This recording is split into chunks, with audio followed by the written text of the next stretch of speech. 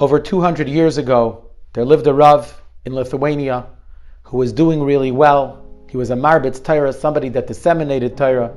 He was also very successful in business, and he was riding the wave.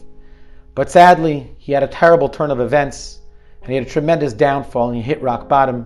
He lost his position, he lost his fortune, and he was literally, as he thought, at the point of no return. He had no one to turn to, no one to help him rebuild, and he was destitute.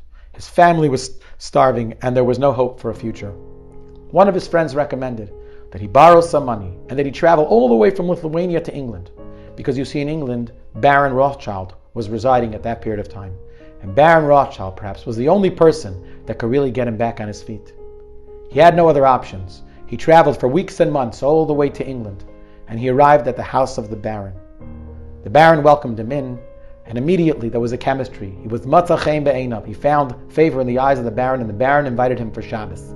And they spent the most beautiful and amazing Shabbos, basking in each other's company, sharing Torah, insight, and wisdom. At the end of Shabbos, Baron Rothschild sat the rabbi down and he said to him, "So why are you here? What can I do for you?" And the man opened up his tale of woe, and the well springs of tears overflowed, and he shared his terrible downfall and how there was no hope. The Baron was touched, and the Baron reached into his desk, and he pulled out 10,000 rubles, an astronomical amount of money, enough to put this fellow back on his feet and keep him for many years. The rabbi stood there with his mouth wide open. He didn't even know what to do. He never had such a large expectation. "Don't worry," the Baron said. "I can do it. I can afford it. I'm happy to help you. Use it well."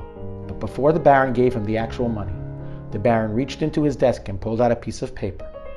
He pulled out a quill and an inkwell, and he wrote something on the paper. He waited till it dried, and he put it underneath the bottom bill of the 10,000 rubles. "What is that?" the fellow asked the Baron. "Read it," the Baron said. Kind of perplexed, he looks at the paper. It was the Baron's address. "What's this for?" The Baron shared. The Baron said, "You know something, you're going to go back home, and it's going to be difficult, and you're going to use one bill and another bill and another bill, and hopefully you'll never get to the bottom of this stack, and you'll be back on your feet, and life will be amazing. But if for some reason you can't get it together, and you use the last bill, then underneath that is my address. You can always come back, and I'll help you once again." Amazing generosity. What a kindness of the soul of Baron Rothschild. But when I heard this story, something else hit me. You know, we ask the Rabbi Shlomo for everything. We ask him to get us back on our feet. We ask him for health, and for wealth, and for meaning, and for purpose, and for nachas, and so many different things. And the Rabbi Shlomo, in his incredible chesed and kindness, he gives us a stack of $100 bills. And the truth is, often we use it up. And are we going to go back? Isn't that embarrassing? The Rabbi Shlomo at the bottom leaves his address and says, if you need more, you can always come back for more. Karachem Mava Banim, like the mercy and compassion of a father. Kein Terachem Hashem Aleinu. That's how Hashem has mercy and compassion. He wants us to come back.